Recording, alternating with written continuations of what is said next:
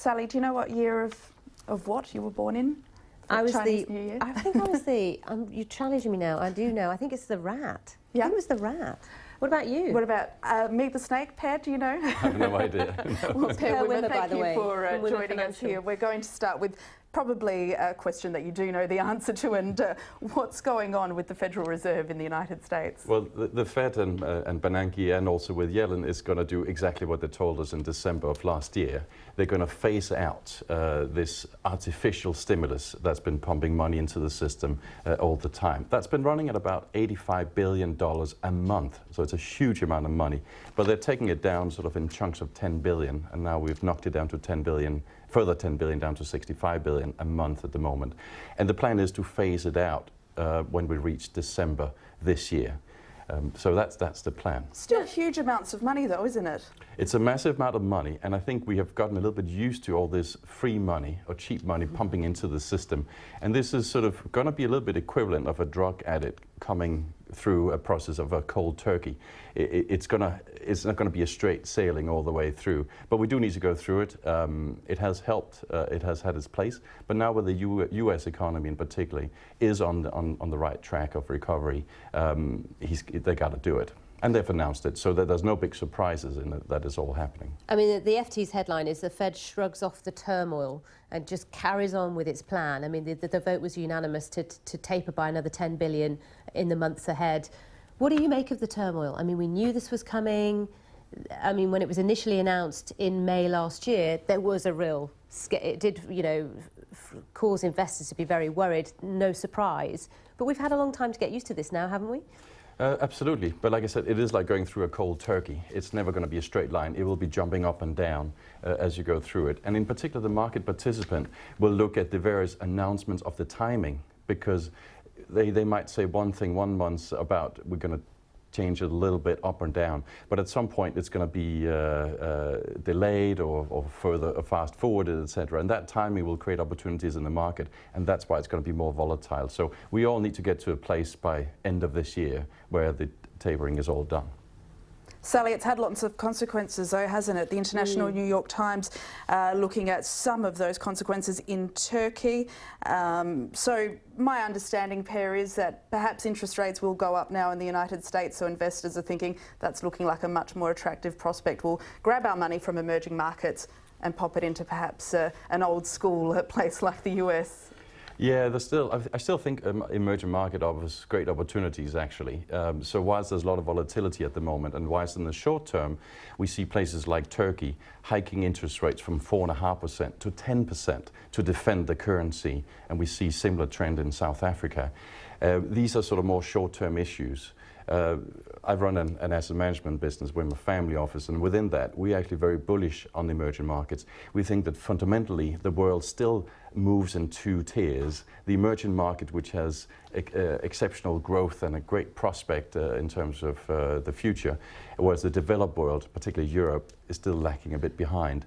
And now that valuations are so cheap in emerging market, that really offers some great buying opportunities. So we're sitting on the fence, waiting for a little bit further markets to come down, and then that's probably the time to go back in. To what extent do you think countries like Turkey, governments, I mean, you know, they're looking at an election year, central banks taking drastic action, they're sort of at the mercy of players in the market while you make lots of money? Absolutely. We live in a global world today, so there are limits to what the Turkish government can do here, because they are part of a global economy these days. And what they can do is hike the interest rates, and that's probably the best way to defend it. But we'll see. Okay, we're going to move on to The Guardian, and Per, I think Mark Carney probably left Edinburgh thinking a little bit bemused, the fact that both sides in the Scottish independence debate thought that his very measured arguments yesterday suited them. I think one thing you can say about Mike Carney, he's a great diplomat, because he seemed to have pleased all sides. And I guess that's his job. He's not controversial in that sense. He's a safe pair of hands, and he's an outsider, so he doesn't have any vested interest. So well done him. I think on the substance, though, what is important here is that the Scottish keep talking about independence, independence, independence. And at the same time, if you leave somebody else to set your monetary policy, if you peg your currency, or you indeed have somebody else's currency, it will have very significant implications on sovereignty when it comes to taxation, when it comes to government borrowing and spending, and when it comes to effectively your independence. These are very, very deep, serious sovereignty issues, and it is a fine balance, but the Scottish don't really have a choice because the economy is not strong enough or big, it has not got a big balance sheet enough to defend themselves should something happen, like the Royal Bank of Scotland crisis. Sounds like a very familiar tale, doesn't it? Let's have a look at The Independent. Passports for profit. What is this all about? It talks about a British company being accused of making disgusting amounts of money selling passports. What's that about? Well, first of all, there's hardly any breaking news in passports for sale. That's for sale today in certain parts, including in the UK. Effectively, if you have money enough, you can, over time, buy your way into it. Maybe not directly, but you do it through investing into local companies, and once you have put enough money in, you qualify. Now, Malta had perhaps gone to the extreme and made it sort of almost like an advertisement, and made it very clear this is the price tag. And a British company has seized on the opportunity and makes a lot of money in the process. If you're an incredibly wealthy individual, though, why would you want to spend a lot of your money on getting a passport for Europe? Well, there's huge advantages in a European passport. You get to travel in a lot of places. It comes with a lot of privileges once you're in Europe. And if you live in a country that has a lot of turmoil attached to it, like we see these days, you might want to go into the safe haven in Europe, and this is a way to do it. The Daily Mail, let's have a look at that. I wasn't shocked when I read this because where I'm from in South Australia, we had this legislation which bans you smoking in a car if there are children since 2007. But I think this is quite a debate here in the UK. What do you think? Well, there's three competing interests here. On one hand, you want to protect children against smoking, particularly if it's against their will and they're sitting on the back seat. So the motivation behind this legislation is very noble.